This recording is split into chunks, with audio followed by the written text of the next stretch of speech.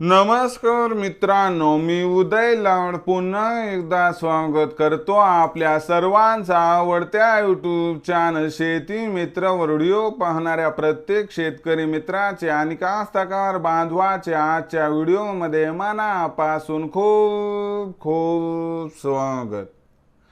मित्रांनो, thumbnail पाहितलं, title वाचलं होय मित्रांनो, सामान्य हरभरा उत्पादक कास्तकार बांधवांसाठी सर्वात महत्त्वाची अपडेट की आता 1 मे नंतर देशांतर्गत बाजारामध्ये प्रचंड बदलणार हरभऱ्याचा बाजार भाव।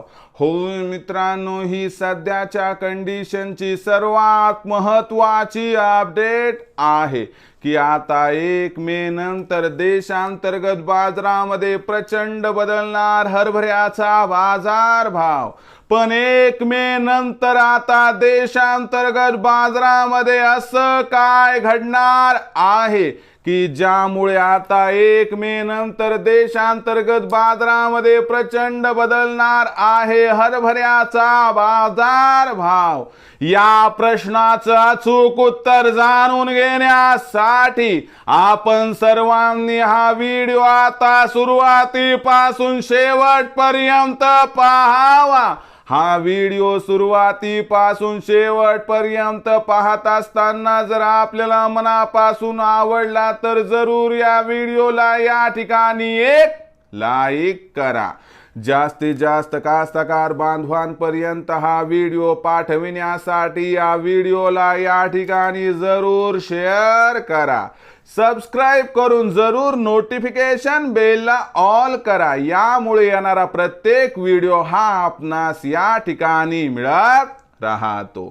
तर बघा मित्रांनो, सामान्य हरभरा उत्पादक कास्तकार बांधवांसाठी सर्वात महत्त्वाची अपडेट की आता 1 मे नंतर देशांतर्गत बाजारामध्ये प्रचंड बदलणार हरभऱ्याचा बाजार भाव।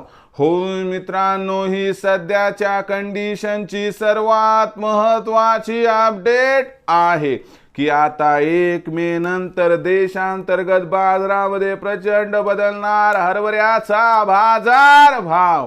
पण 1 मे नंतर आता देशांतर्गत बाजारामध्ये असं काय घडणार आहे की ज्यामुळे आता 1 मे नंतर देशांतर्गत बाजारामध्ये प्रचंड बदलणार हरभऱ्याचा बाजार भाव।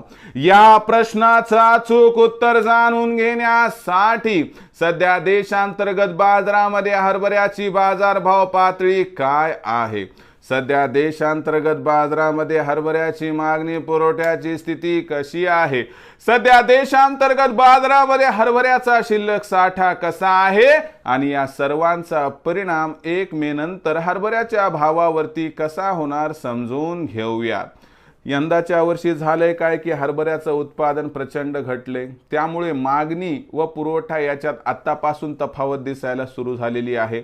आणि सध्याची जी बाजारभाव पातळी आहे ती जर बघितली तर ही बाजारभाव पातळी सध्या 5400 ते 5800 दरम्यान या ठिकाणी दिसत आहे। एकीकडे तुरीचं उत्पादन देखील कमी, तर दुसरीकडे आपण बघू शकतात की सरकारकडे असणारा हरभऱ्याचा शिल्लक साठा देखील कमी आहे।